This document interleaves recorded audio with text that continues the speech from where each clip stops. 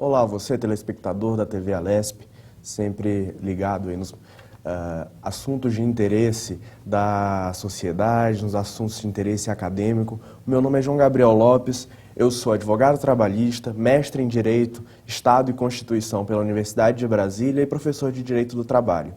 E hoje nós vamos fazer uma apresentação rápida, uma introdução a um tema que tem sido bastante debatido na sociedade atual.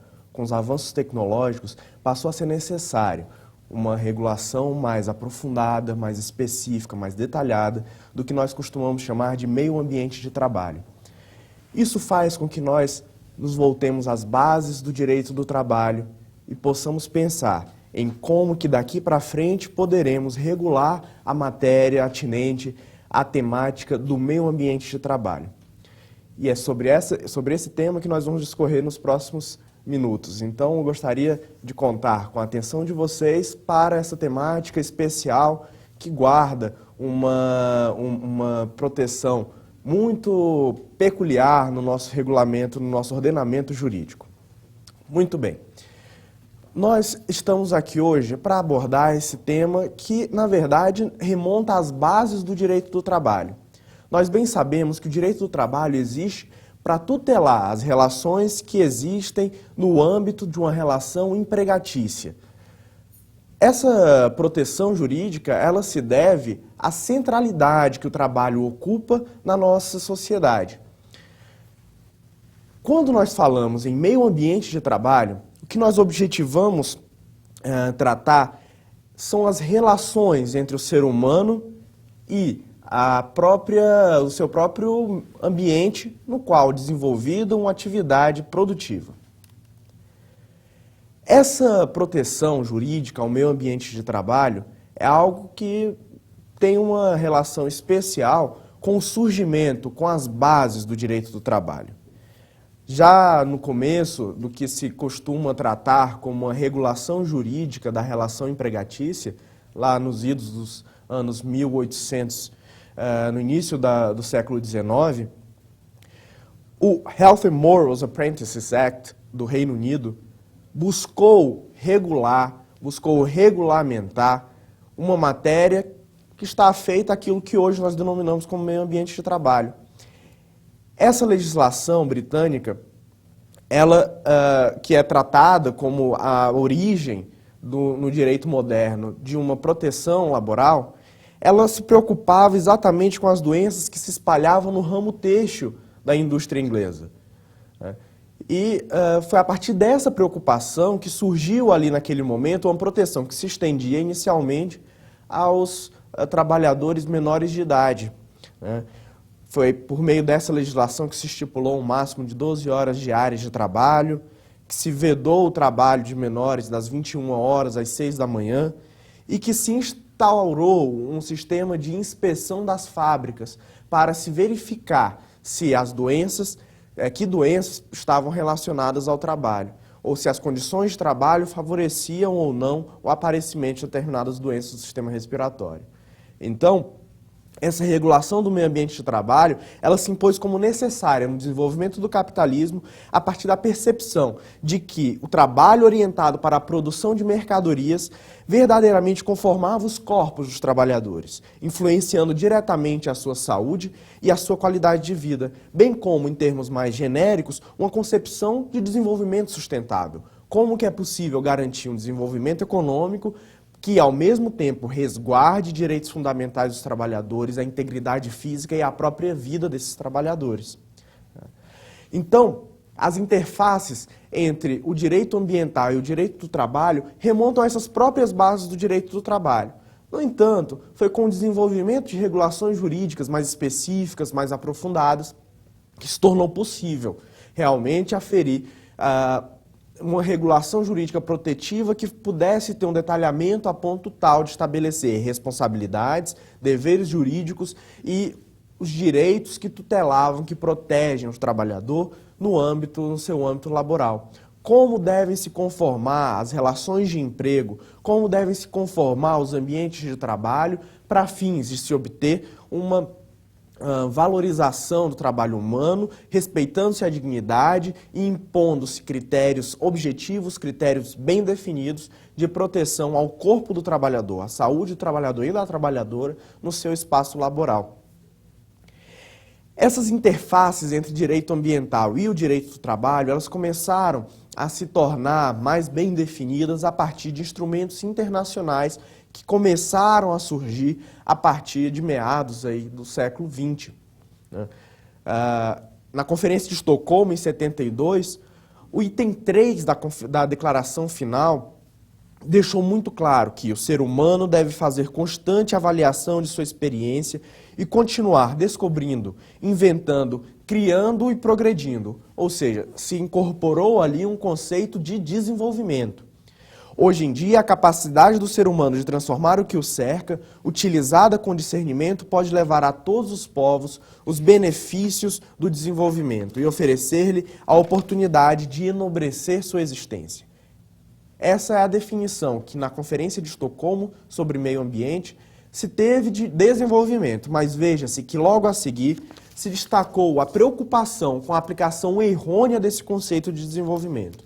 Aplicado errônea e imprudentemente, o mesmo poder pode causar danos incalculáveis ao ser humano e ao seu meio ambiente. Em nosso redor, vemos multiplicar-se as provas do dano causado pelo homem em muitas regiões da Terra, níveis perigosos de poluição da água, do ar, da terra e dos seres vivos. Grandes transtornos de equilíbrio ecológico da biosfera, destruição e esgotamento de recursos insubstituíveis e graves deficiências nocivas para a saúde física, mental e social do homem no meio ambiente por ele criado, especialmente naquele em que vive e trabalha. Então, a própria declaração final da Conferência de Estocolmo, em 1972, tida como um marco na regulação jurídica do meio ambiente, já fazia uma clara menção à ideia de que o desenvolvimento, quando aplicado erroneamente, quando indevidamente estabelecido por determinados meios produtivos, pode ocasionar lesões ao meio ambiente de trabalho, aquele espaço em que o ser humano desenvolve a sua atividade produtiva. Na Organização Internacional do Trabalho, por outro lado, essa preocupação sempre foi uma constante.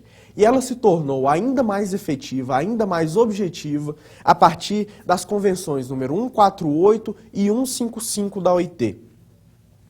Essas convenções versavam sobre os riscos ocupacionais e a segurança e saúde dos trabalhadores no meio ambiente de trabalho. Foi o primeiro documento internacional, foram os primeiros documentos internacionais a terem uma concepção mais abrangente do que significa esse meio ambiente de trabalho.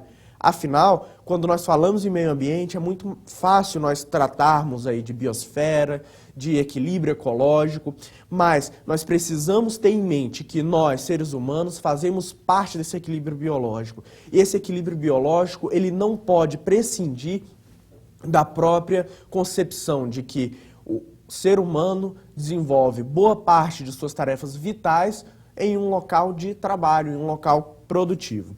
Na Convenção 155 da OIT, inclusive, se estabelecem deveres compartilhados de redução de riscos, de proibição de determinadas atividades que são sabidamente nocivas e de fiscalização de estabelecimentos em que desempenhado o trabalho. Então, o que se teve ali foram parâmetros mais abrangentes, deveres para os estados, deveres para os seres humanos, deveres para os trabalhadores e para os empregadores, obviamente, nos locais em que desempenhado o trabalho. Além disso, um marco muito importante dessa regulação foi a Declaração do Rio de Janeiro, na Convenção do Rio sobre Meio Ambiente e Desenvolvimento, a famosa ECO 92 ou Rio 92, que ocorreu aqui no Brasil nos anos de 1990.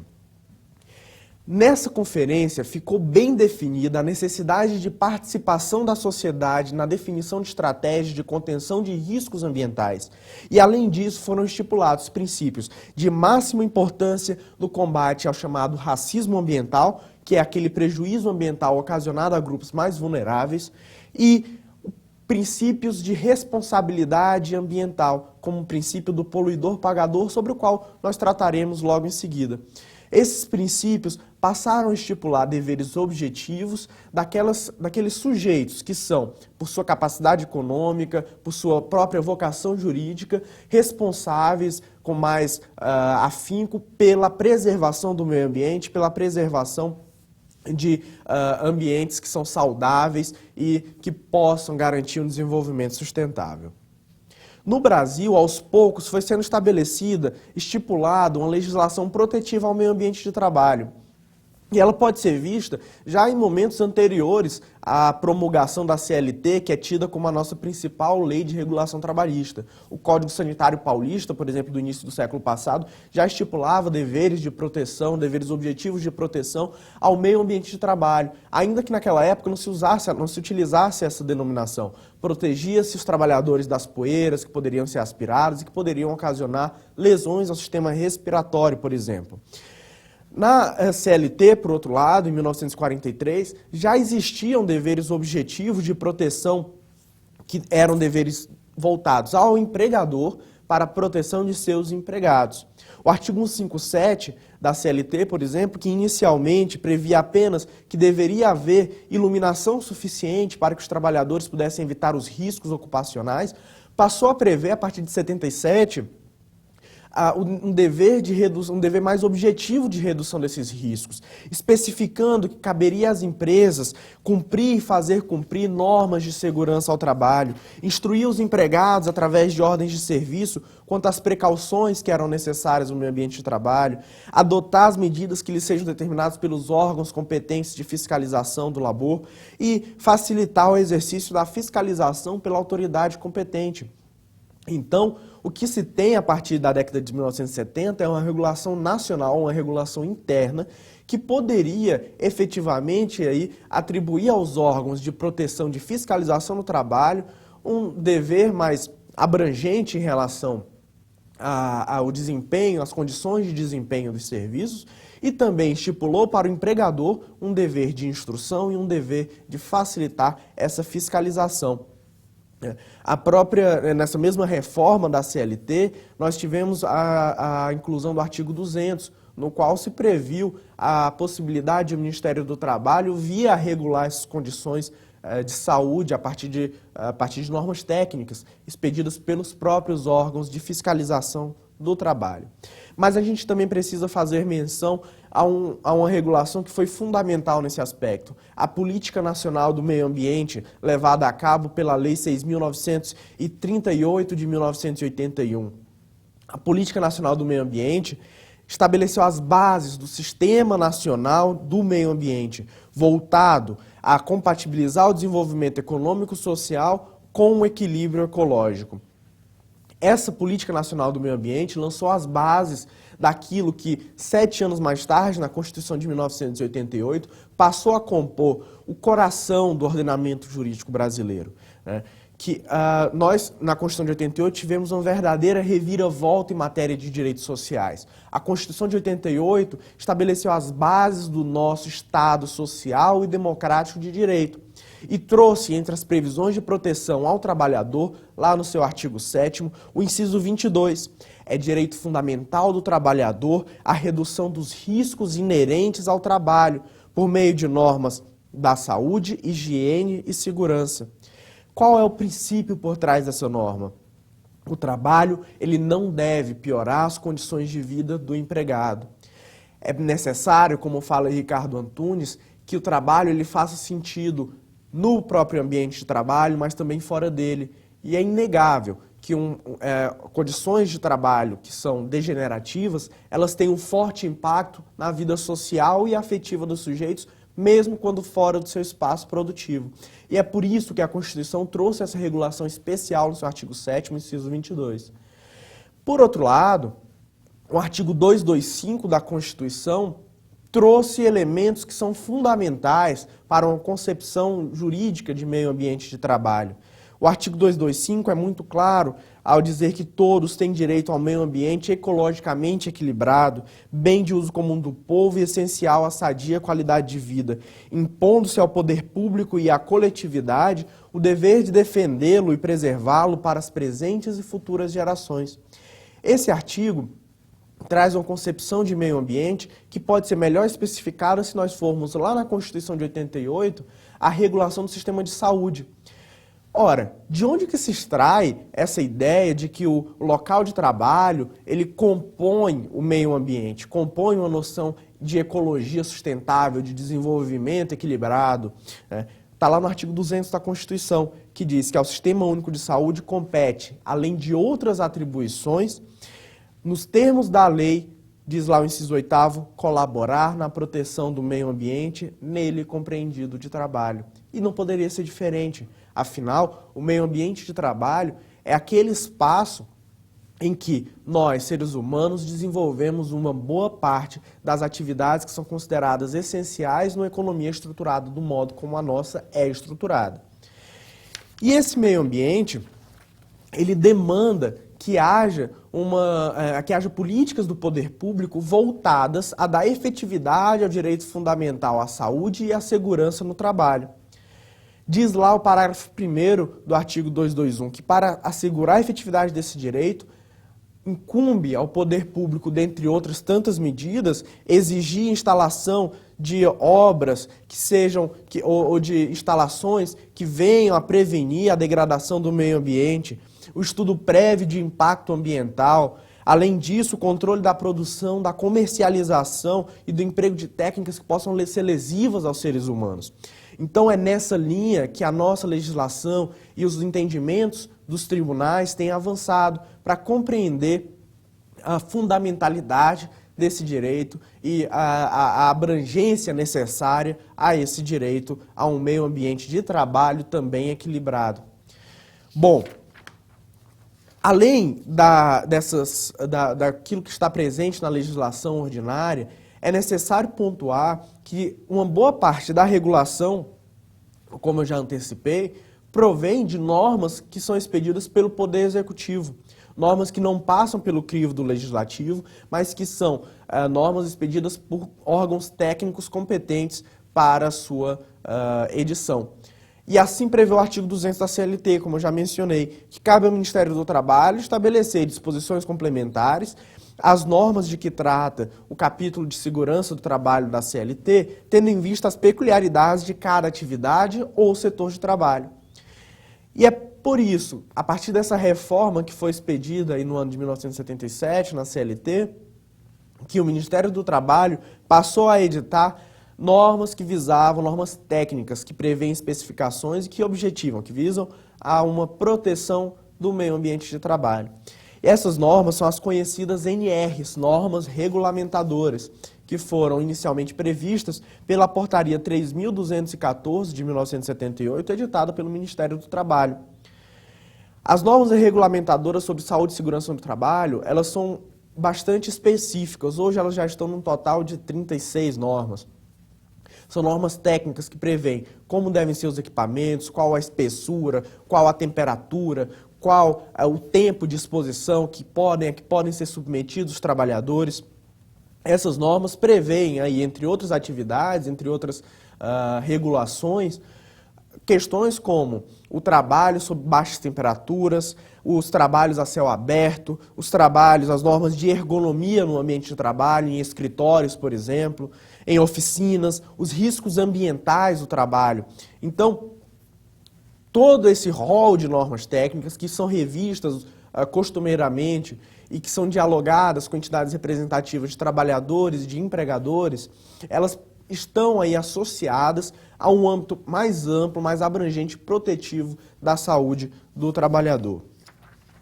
Além disso, como aproveitando que nós estamos no espaço do Legislativo, do Poder Legislativo do Estado de São Paulo, convém destacar um elemento primordial que consta na Constituição do Estado de São Paulo, o chamado direito de resistência.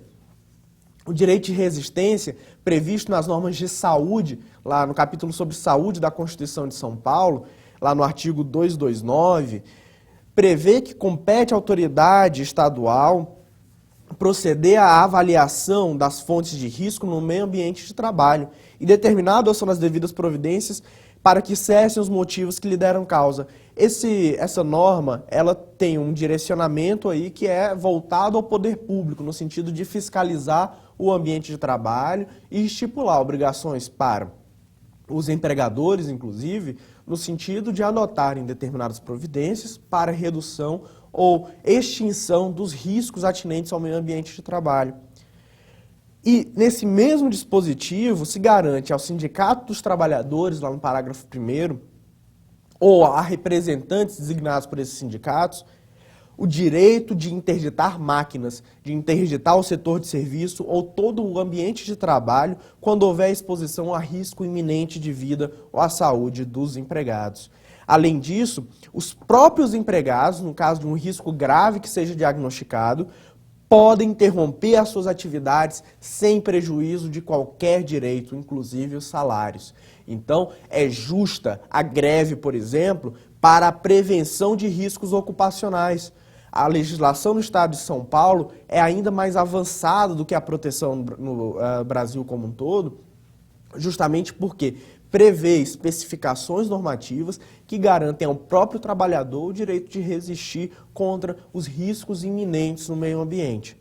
Então, nós temos a concepção muito bem definida de que o meio ambiente de trabalho, ele contém, está submetido a regulações que prevêem uma proteção especial ao trabalhador exposto a riscos ambientais. Mas na prática, nós sabemos que essa aplicação normativa, ela depende em muito da interpretação que lhe é emprestada pela que nós no direito chamamos de jurisprudência, a consolidação de entendimentos nos tribunais, a consolidação de entendimentos judiciais. Afinal, se o poder legislativo é o poder que pela nossa Constituição é responsável por prever, por antever situações que podem causar prejuízos e, a partir disso, editar normas, editar leis, o Poder Judiciário é aquele poder que é responsável por, no caso concreto, a partir de cada situação específica, estipular as normas que são aplicáveis e como elas devem ser concretizadas naquele caso concreto. Para que haja essa concretização, nós precisamos partir de certos princípios, de certas balizas interpretativas que possam garantir ao trabalhador uma aplicação justa do direito, da regulação no meio ambiente de trabalho. Esses parâmetros interpretativos, eles são estipulados naquelas normas que nós já abordamos anteriormente. E eles vão ser melhor especificados agora. Quais são essas balizas interpretativas para o direito ambiental aplicado ao direito do trabalho, aplicado no âmbito de uma relação de emprego? Inicialmente, nós precisamos abordar o princípio da prevenção. O princípio da prevenção, como o nome já bem especifica, consiste na adoção de medidas tendentes a evitar riscos ao meio ambiente, inclusive ao meio ambiente de trabalho. O dever de prevenção, ele abrange tanto o poder público quanto, e especialmente no direito do trabalho, os empregadores. Afinal, aquele que na economia capitalista assume os bônus de auferir lucros ao final, ele deve também arcar com o ônus dos riscos associados à sua atividade econômica. Então, ele deve adotar todas as medidas possíveis para prevenir o meio ambiente de trabalho dos riscos que são associados a uma determinada atividade produtiva. Assim, aquele que trabalha, por exemplo, com radiação ionizante, o empregador que utiliza a radiação ionizante, o enriquecimento de urânio, por exemplo, para oferir lucros, ele deve arcar com a responsabilidade pela prevenção, pela diminuição, pela extinção dos riscos associados a essa atividade, que são riscos inúmeros, como nós podemos acompanhar das notícias associadas à contaminação nuclear.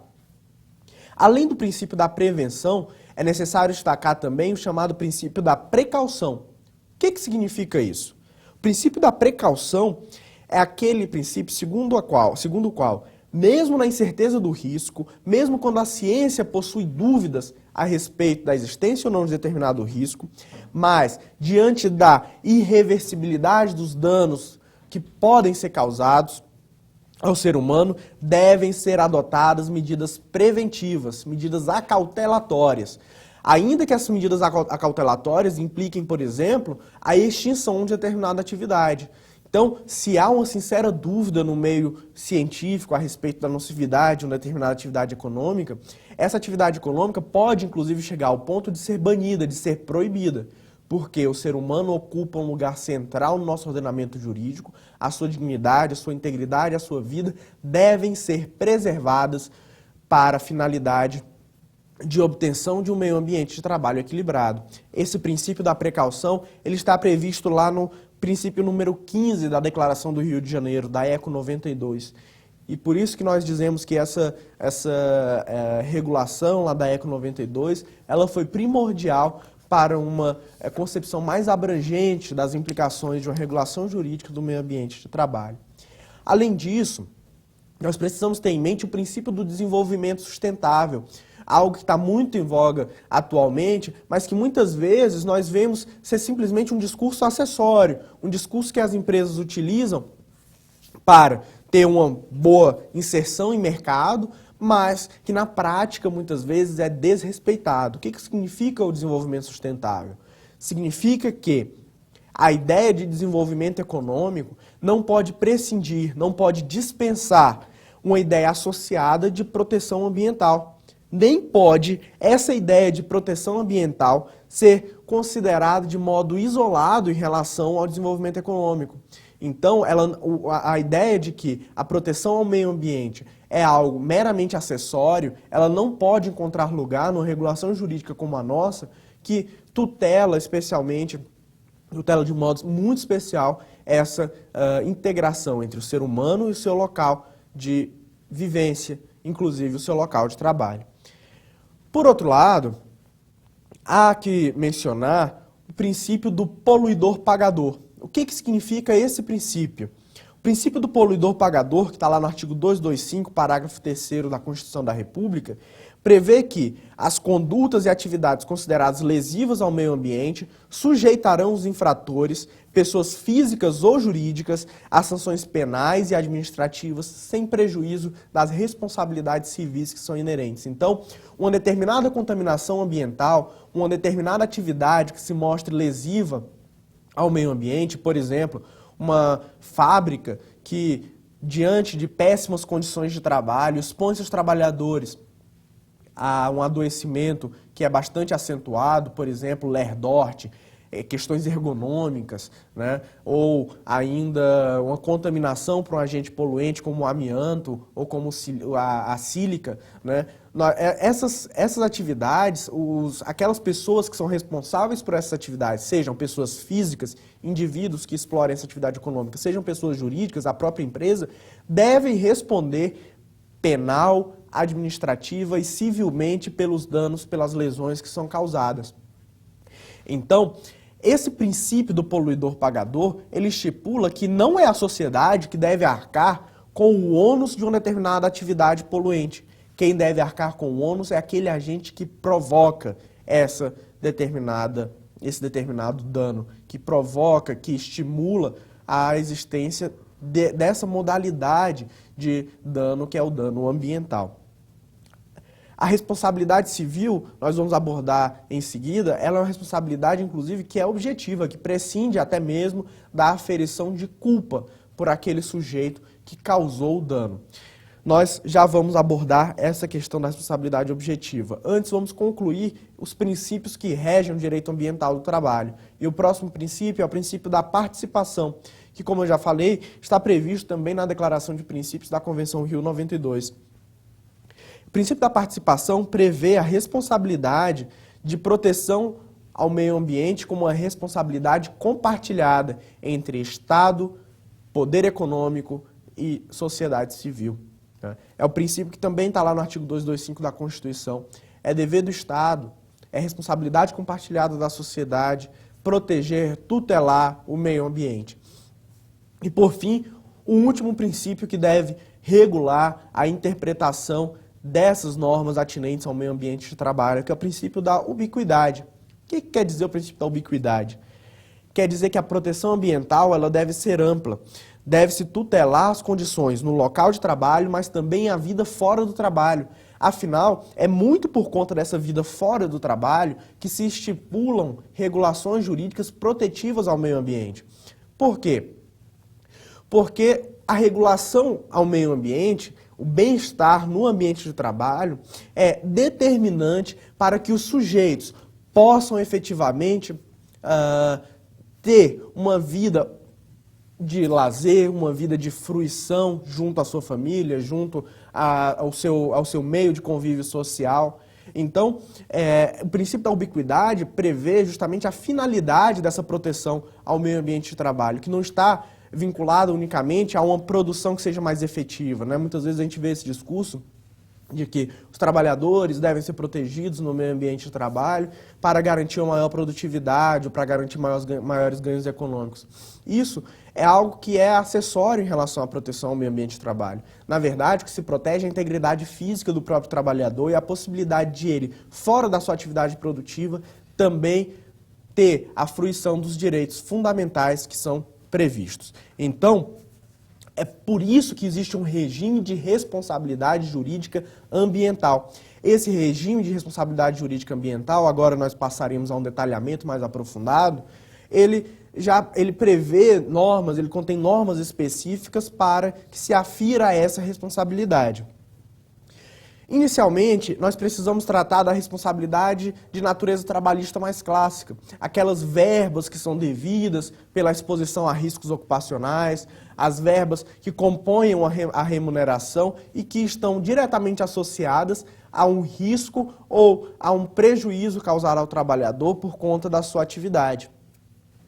E nós podemos começar a falar dessas regras pelo conhecido adicional de insalubridade. Nós bem sabemos que muitos trabalhadores têm direito a receberem uma verba chamada adicional de insalubridade, que existe por quê? O adicional de insalubridade está previsto lá no artigo 189 e seguintes da CLT. Ele existe para aquelas atividades que expõem o trabalhador ou a trabalhadora a agentes nocivos acima dos limites legais permitidos e que afetam a sua saúde, provocando-lhe danos. Podem vir a provocar danos a partir de uma exposição continuada. Então, é fundamental para a aferição desse adicional de insalubridade que haja ali uma exposição que seja contínua, que o trabalhador esteja submetido ordinariamente, usualmente na sua atividade, a um determinado risco à saúde. Por exemplo, altas temperaturas, ruído elevado, a vibração, todos componentes de um meio ambiente de trabalho que podem ocasionar prejuízos a partir de uma exposição prolongada do trabalhador. Então, esse adicional de insalubridade, ele é uma verba remuneratória, um adicional, que é devido sempre que o trabalhador estiver sujeito a determinados riscos. Onde estão especificados esses riscos? Esses riscos, e aí vocês podem pesquisar posteriormente, estão descritos com detalhamento na NR15 do Ministério do Trabalho. Então, muitas vezes, há até determinados agentes, como o sol, por exemplo, a radiação solar, que obviamente ocasionam riscos, mas que não estão previstos na NR15. E, infelizmente, nosso entendimento jurisprudencial ainda não evoluiu no sentido de reconhecer, muitas vezes, que determinados agentes que não estão originariamente previstos na NR15 podem também ocasionar esses riscos ocupacionais do trabalhador e deveriam ser razão para a aferição do adicional de insalubridade. Mas, por ora, o entendimento majoritário dos tribunais, dos juízes, é no sentido de que é necessário uma previsão expressa na norma regulamentadora número 15 do Ministério do Trabalho para que haja o pagamento do chamado adicional de insalubridade. Como que é calculado esse adicional? Depende do risco da atividade. Esse adicional ele pode ser de 10% se o risco for mais baixo, de 30%, de 20%, perdão, se o risco for moderado e de 40% se o risco for elevado, se for grau máximo de insalubridade. E esse percentual ele incide atualmente em razão de um entendimento do Supremo Tribunal Federal sobre o salário mínimo. Então, ou se ganha 10% do salário mínimo, 20% do salário mínimo ou 40% do salário mínimo. Por outro lado, nós podemos tratar ainda do chamado adicional de periculosidade, que é um adicional distinto da insalubridade.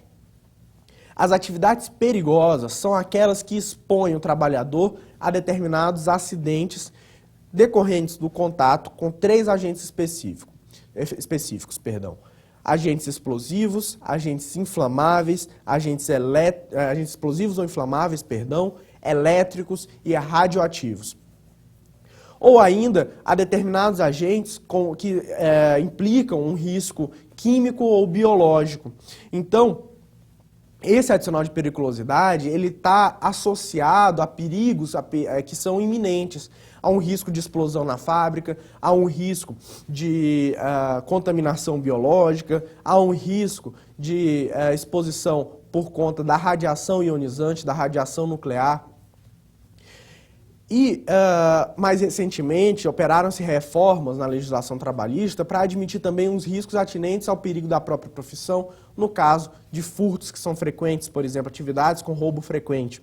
Então, esse adicional ele é um adicional previsto na Convenção 155 da OIT, no artigo 193 da CLT, e que implica o pagamento de uma remuneração de um adicional de 30% sobre o salário base do trabalhador. Por fim, a nossa Constituição, no mesmo dispositivo em que aborda o adicional de insalubridade, de periculosidade, também aborda aí as atividades penosas. Então, os trabalhadores, em tese, fariam jus a um adicional de penosidade. Esse adicional, infelizmente, ele ainda não foi regulamentado na legislação infraconstitucional.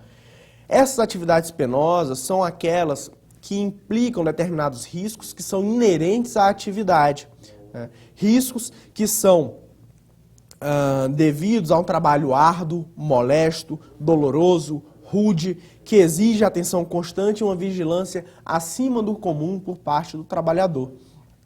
Então, os trabalhadores também têm direito a receber esse adicional de penosidade, mas, infelizmente, ele ainda não é regulado na nossa legislação federal. Alguns estados possuem uma previsão para adicional de penosidade para servidores públicos, é o caso de Minas Gerais e Santa Catarina, por exemplo. E, após ocorrido o dano, o que a legislação trabalhista prevê? Esses adicionais são adicionais que são decorrentes do risco, né? E há aí alguns mais específicos, como o adicional de risco portuário, que a gente não tem um tempo para detalhar aqui. Mas, depois que ocorrido o dano, o que ocorre com esse trabalhador?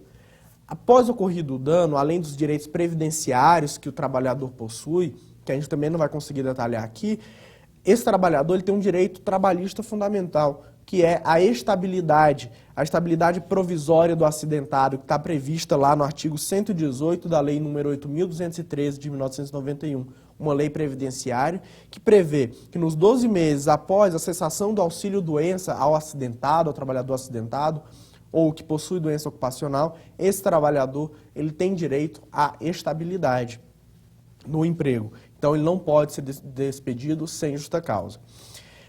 Além disso, a gente pode tratar aqui de um tema, que é um tema que tem sido muito discutido nos tribunais, relativo à acumulação, à possibilidade de acumulação dos adicionais. Então, imaginem que eu tenho um agente explosivo, um tanque de combustível, e um agente insalubre, por exemplo, a exposição ao calor em determinada atividade. Esses adicionais, eles podem ser acumulados? O TST, Tribunal Superior do Trabalho, tem tido divergências a respeito dessa matéria e ainda não foi pacificada. E aqui no slide eu trouxe 2 precedentes que mostram claramente aí essa divergência.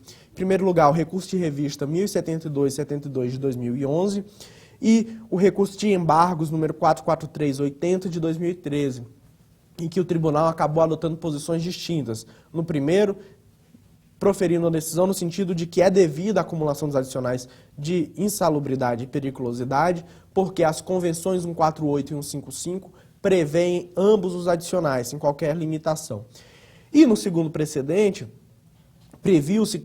determinou-se que é aplicável, tem plena aplicabilidade o artigo 193, parágrafo 2º da CLT, que faculta ao empregado escolher aquele adicional que lhe seja mais benéfico, mas que não implica aí uma possibilidade de cumulação de adicionais. Por fim, gente, gostaria de tratar aqui de um tema que é a chamada responsabilidade civil em matéria ambiental do trabalho. O que significa responsabilidade civil? é o empregador responder não apenas pela verba trabalhista que é devida, mas dever pagar uma indenização, dever responder pelos danos que foram provocados de forma monetária e de forma com a contraprestação econômica, a partir de um dever de reparação pelo injusto que tenha sido causado a uma determinada pessoa, a um determinado trabalhador. Então, esses elementos da responsabilidade civil, eles estão previstos não na legislação trabalhista, mas na nossa legislação civil ordinária, né, no nosso Código Civil, especialmente aí no artigo 186 e no artigo 927 do Código Civil de 2002. Quais são as finalidades da reparação civil? Em primeiro lugar, a gente precisa falar aqui de um dever que é óbvio, de reparação, de compensação pelo dano que foi causado, né? Uma vez que não é possível, ou se não for, na verdade, o primeiro dever do responsável civil é justamente o dever de reparar o dano. Então, estabelecer aquilo que no direito a gente chama de status quo ante, restabelecer as condições de saúde, por exemplo, daquela pessoa. Uma vez que isso não seja possível, impõe-se um dever de compensação. Ora, se eu causei uma determinada lesão a uma outra pessoa, eu devo reparar essa lesão, compensar essa lesão, uma vez que não seja possível restabelecer a condição anterior desse indivíduo. Então, eu devo fazer um pagamento econômico que seja capaz de compensar o dano que essa pessoa sofreu. E, por fim, uma outra missão da responsabilidade civil é uma missão pedagógica. O dano, ele deve ser respondido, o dano ele deve ter uma resposta, ele deve implicar uma sanção. Por quê?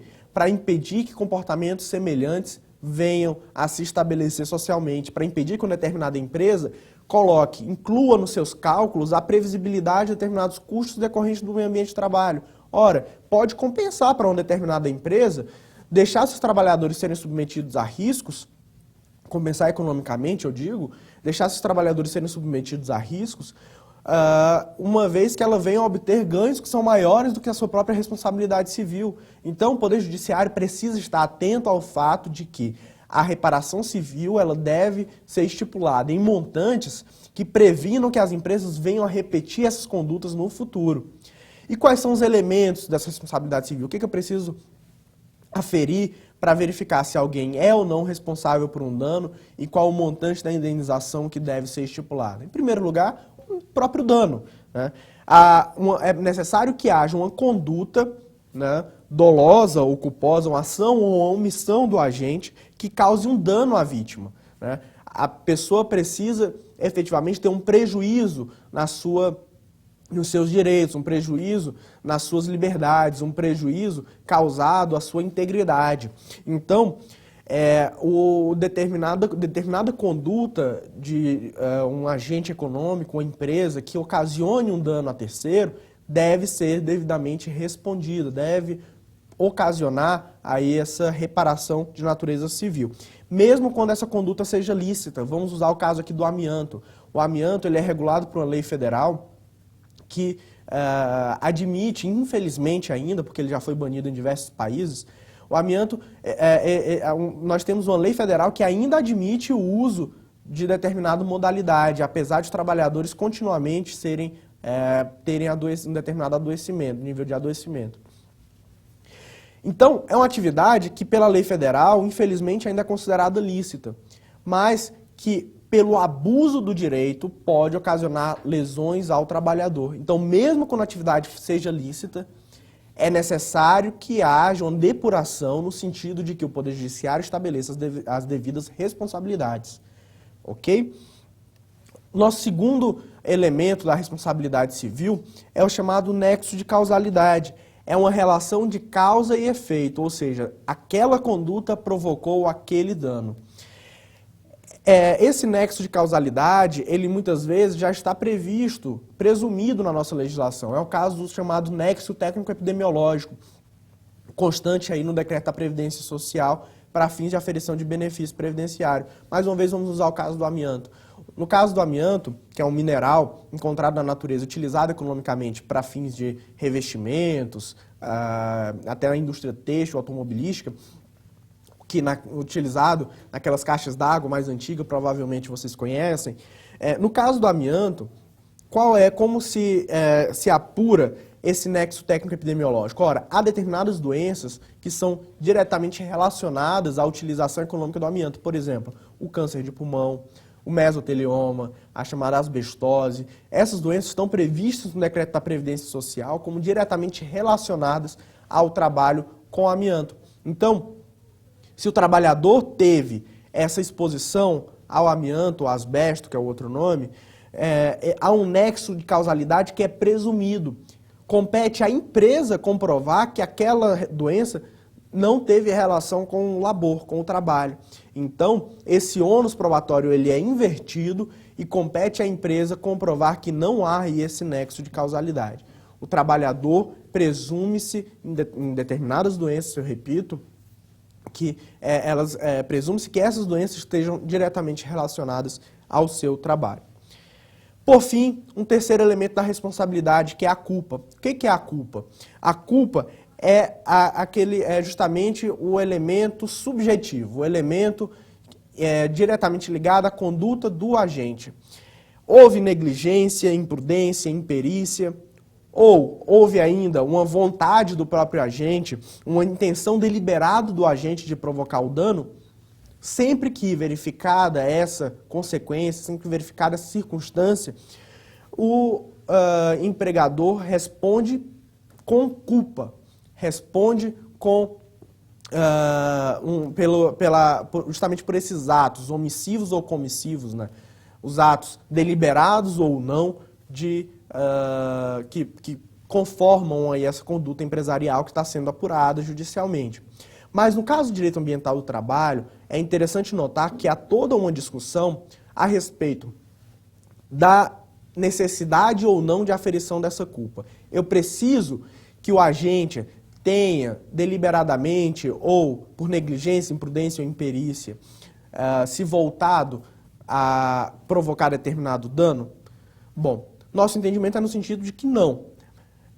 No sentido de que basta a responsabilidade objetiva, bastam os outros dois elementos, o dano e o nexo de causalidade. Isso porque a Lei sobre a Política Nacional de Meio Ambiente, lá de 1981, prescreve com muita clareza, lá no seu artigo 14, parágrafo 1º, que a aferição da responsabilidade civil independe da comprovação de culpa do agente. Da mesma forma, o artigo 927, parágrafo único do Código Civil, prescreve que, nos casos estipulados em lei ou quando a atividade ela tem um risco que é inerente a si, essa culpa do agente não precisa ser investigada. Bastaria que ocorresse o dano e que haja um nexo de causalidade entre a atividade produtiva e a lesão provocada ao trabalhador.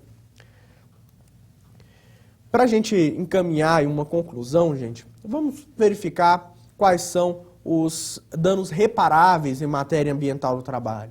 A gente precisa falar aí, afinal, quais são os danos que a gente vai investigar para fins de verificação de se existe ou não a responsabilidade do agente econômico por uma determinada lesão ambiental. Primeiro lugar, danos de natureza material. O que são danos materiais? São os danos causados ao patrimônio jurídico de uma determinada pessoa. Um patrimônio que possa ser quantificável. Um prejuízo sofrido pelo agente e que ou algo que ele tenha deixado de ganhar em virtude de um determinado adoecimento, de uma determinada lesão que foi provocada pela atividade produtiva. Por exemplo, o caso dos trabalhadores que são incapacitados por conta da perda de um dedo, da perda de uma mão no ambiente de trabalho, em uma determinada indústria, atividade fabril. Esses trabalhadores, eles estão incapacitados para uma série de funções. E por conta disso, eles não poderão, por exemplo, se candidatar a um determinado posto de emprego. Essa lesão é aquilo que o trabalhador deixou de ganhar.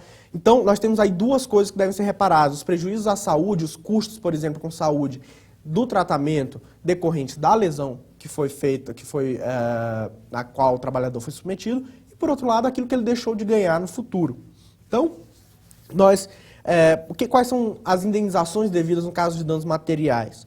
custos de manutenção de saúde, pensões vitalícias decorrentes do fato de o trabalhador não poder mais exercer determinada atividade, decorrente da incapacidade para o trabalho, né? Então, esses danos materiais, eles são danos ressarcíveis, quantificáveis e devem ser reparados na mesma proporção da lesão que foi sofrida. Em segundo lugar, os chamados danos morais. Os danos morais são danos a direitos da personalidade capazes de provocar um sofrimento moral ao indivíduo. Eles se configuram sempre que um sujeito médio, uma determinada percepção social sobre um sujeito, ela poderia ser lesada em razão de um comportamento empresarial. Então, é a própria lesão à personalidade, ao íntimo de um sujeito. A gente não precisa comprovar que o íntimo foi ferido, basta partir de critérios objetivos, critérios que são compartilhados por todos nós. Esses danos morais, eles podem ser danos morais de natureza coletiva, quando afetem toda uma coletividade de sujeitos. Por exemplo, um corpo de trabalhadores, né? Um conjunto de trabalhadores, um coletivo de trabalhadores. E há que se destacar, nesse particular, a atuação do Ministério Público do Trabalho, das associações de vítimas em defesa dos trabalhadores, das coletividades atingidas por determinada lesão. E aí a gente fala rapidamente também sobre essas duas outras modalidades de dano, os danos estéticos e os danos existenciais. Os estéticos, sempre que o próprio corpo dos sujeitos seja afetado, por exemplo, no caso da perda de um determinado membro ou desfuncionalidade de um outro membro, e os danos existenciais, quando há um projeto de vida que é interrompido, né? É um conceito que foi desenvolvido na jurisprudência internacional sobre os direitos humanos. Sempre que o sujeito tem o seu projeto de vida interrompido por conta de determinada lesão, é necessário que essa lesão seja também reparada. No caso dos danos existenciais, é necessário que o sujeito comprove o dano que foi sofrido. Então, essas são as modalidades hoje existentes de reparação civil e trabalhista pelos danos, pela exposição ou pelos danos provocados no meio ambiente de trabalho. E essa é uma jurisprudência que está hoje em evolução, mas que em diversos campos já foi objeto aí de apreciação pelo Poder Judiciário. Eu trouxe aí alguns casos de atuação em matéria laboral-ambiental, em matéria de meio ambiente de trabalho. O caso do uso de dioxinas e furanos na fabricação de pesticidas lá em Paulínia, objeto de um dos maiores acordos judiciais da história do Poder Judiciário Trabalhista no Brasil, que causava lesões seríssimas aos trabalhadores, inclusive aos seus descendentes. O uso do mercúrio na fabricação de lâmpadas, que também tem provocado uma doença chamada hidrargismo, que afeta o sistema nervoso dos trabalhadores. O uso de amianto na fabricação de revestimentos, coberturas e caixas, que provocou ao longo de todo o século XX lesões inumeráveis aos trabalhadores desse ramo da atividade econômica. Então, gente, são algumas atuações as quais o Poder Judiciário já tem se sensibilizado, tem sido objeto também de regulações.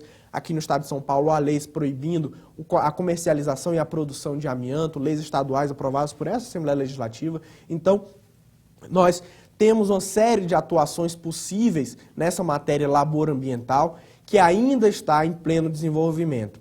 E é com essa preocupação que nós seguimos adiante em outras questões. Por exemplo, na radiação ionizante, né? Quem não viu o desastre nuclear de Fukushima ou os desastres de Chernobyl e até eventos de uma menor abrangência ou menos noticiados, na verdade, que provocaram e provocam até hoje uma sensibilização para os efeitos da radiação ionizante, como os trabalhadores afetados aqui na área de Interlagos, né, pela atividade de empresas aqui no setor nuclear. Então, nós temos uma série de atividades que estão sujeitas a esses riscos ocupacionais que demandam uma preocupação cada vez maior dos operadores do direito.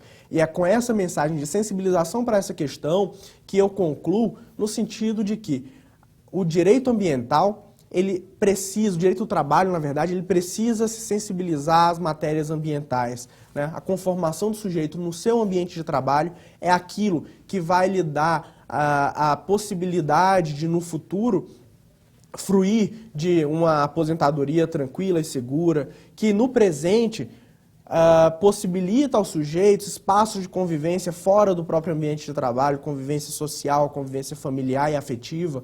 Então, é uma regulação que é da máxima importância para a nossa própria conformação enquanto seres humanos dotados de dignidade, tutelada pelo ordenamento jurídico. Eu agradeço muitíssimo pela atenção e pela audiência de vocês e gostaria de me colocar inteiramente à disposição para solucionar as dúvidas, responder aí aos questionamentos que porventura sejam devidos aí aos nossos telespectadores. Muito obrigado uma vez mais e até a próxima.